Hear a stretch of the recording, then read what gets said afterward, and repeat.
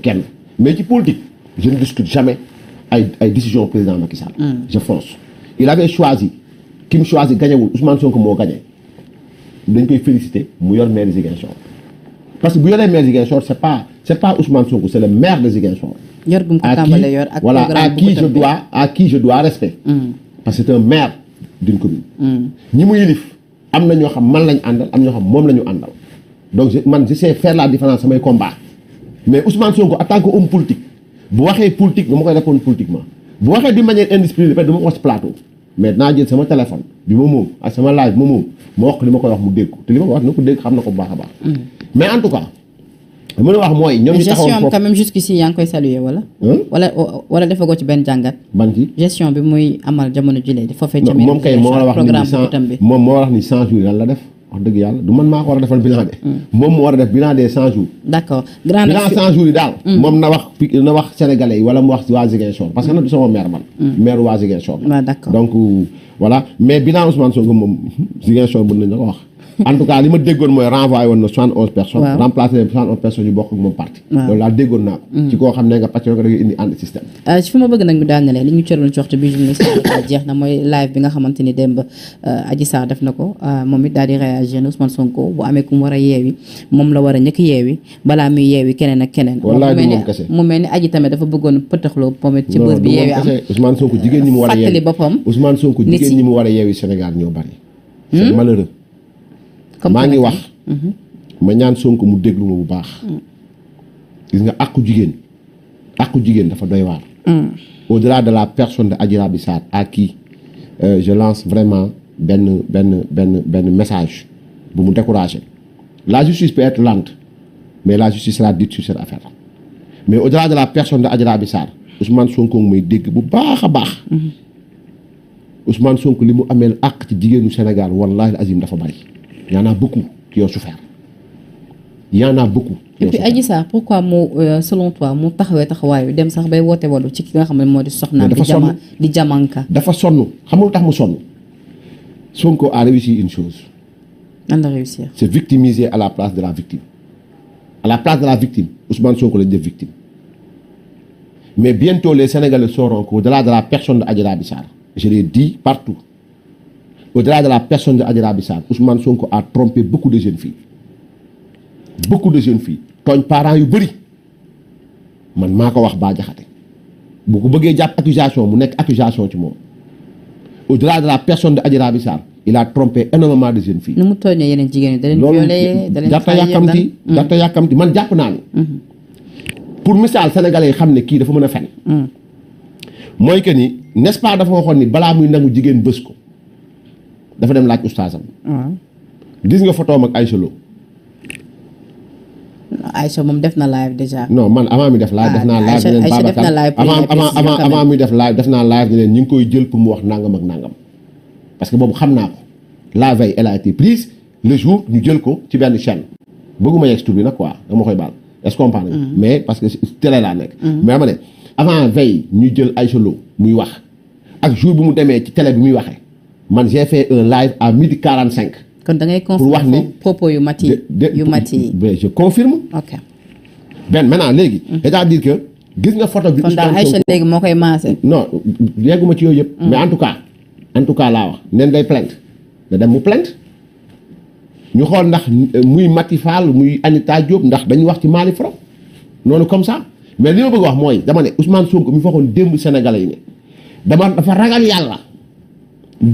balaa am jigéen du ko bës dem na woo oustazam laaj ko gis nga photo bi mu photo woog Aïcha Lo takkaloog moom nii daanaka wenn ndaw si mi ngi laal yaramam. nee na nit nag mun nga dégganteeg sa soppe. waaw non man moom dafa xew ni ko waa président yow mi kenn boo ñëwoon di photo ak man dama lay ñaan nga jël écart parce que écart bu yàlla def sama digganteeg yow la déjà ci xool bi xoolante bi état maanaam yàlla dafa teel a jël distance diggante góor a jigéen yow nga taxaw. nga ne balaa may dem ñu may bëslu dama woo sama oustaz ma laaj ko Sénégal yëpp di ko dégg tey mooy tappaloo ak Aïcha Lo kottu Mame Diarra Fam. Sénégal la non Mame Diarra nag yaayam la. waaw non chaque jour mu ne Mame Diarra yaayam la. yan bi saa Mame Diarra mën na nekk jamono Ousmane Sonko charia dégg nga baax li ma wax maanaam Mame Diarra Fam ci charia bi mu doon woote Mame Diarra Fam mën na nekk jabaru Ousmane Sonko daa am jigéen yoo xam dañ laa xaraam pour nga jox leen loxo waxuma la sax ngay dend ak ñoom mooy képp koo xamante ni mën nga ko takk jabar maanaam koo xam mën nga ko takk jabar mën na nekk sa jabar xaraam na nga koy jox loxo. loo bëgg a insinuer foofu ci photo mooy moo fi woote woon charia ne. ba mu ñëwee dama leen may leen ma ndax am ngeen masseur ñu ne non non ay masseuse ñoo fi ne mu ne may leen ma mu ne ma génn laaj sama oustaz bi ne ko bu nekkee ni dañ la bëgg masser parce que da ngaa feebar rek dara newu ci man bàyyi naa jacuzzi beeg lépp sax mais dama ne même Ousmane Sonko moomu génnoon laaj oustazam moo tappaloo ak Aïssa Lo kottu Mame Diarra Fam waxtaan ba lombu ñaari meer te yow bërki démb nga wax ñu ne da nga dem ba woo sa oustaz pour bañ a laal jigéen wala bañ jigéen laal la loolu benn la ñaareel bi mooy dossier yi Ousmane Sonko génn Sénégal gi yëpp dossier 94 milliards yi déggatoo mu wax ci c'est vrai ou c'est faux dañ ko daaneel dañ ko wax da ngaa fen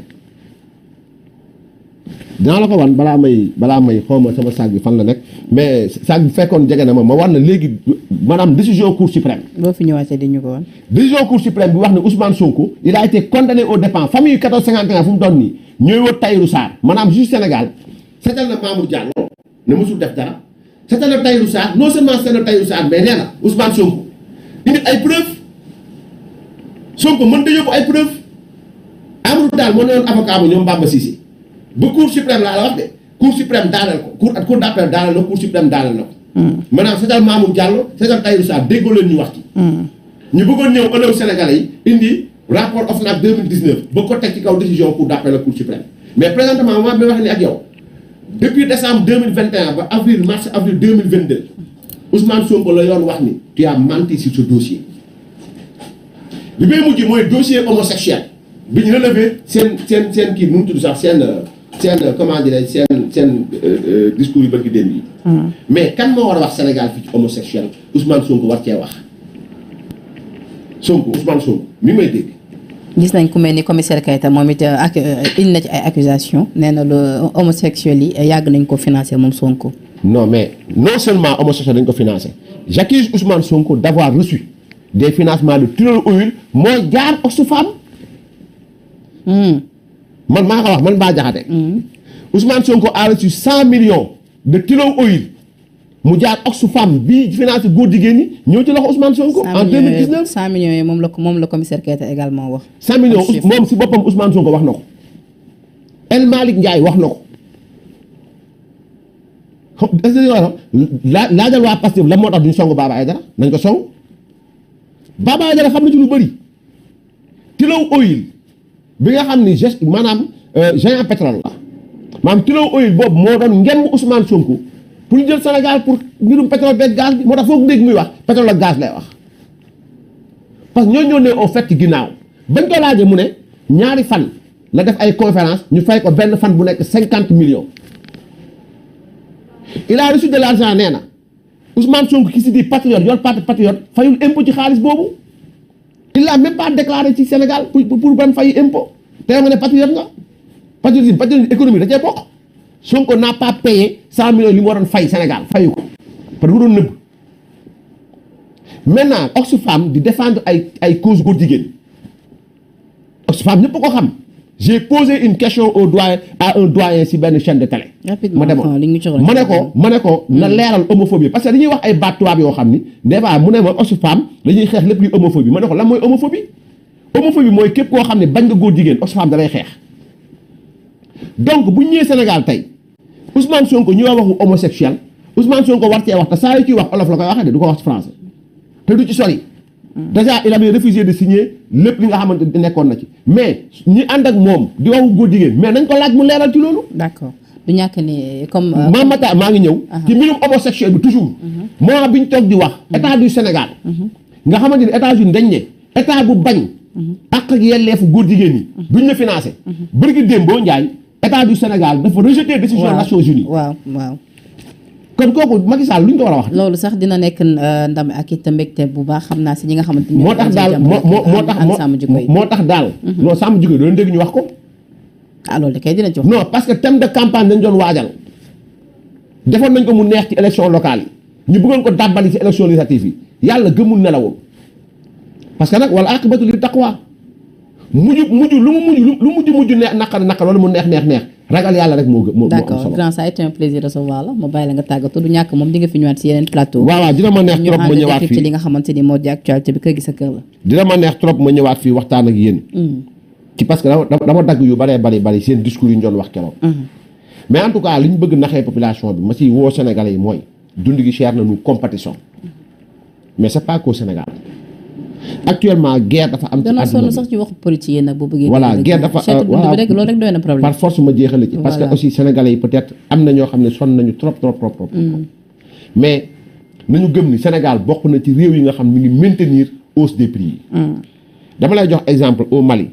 actuellement la bouteille de gaz selon les dernières informations yi mujjee am démb vérifié gu ma ko nag moo tax parce que li may wax Sénégal dafa bëgg mu leer. mais la bouteille de 8 kilos xaw ma 6 kilos. mi ngi toll ci 6200 et quelque. bu nekkee bu bees bi la yaa ngi dem ci 12000 et quelque. donc nga jël prix 6000 et nangam sangam boobu ñu wax maa ngi koy vérifié nga jël ko comparé ko ak gaz 2900 ba bële président mi ngi xeex yokkuwul depuis 2012 gaz yokkuwul Sénégal.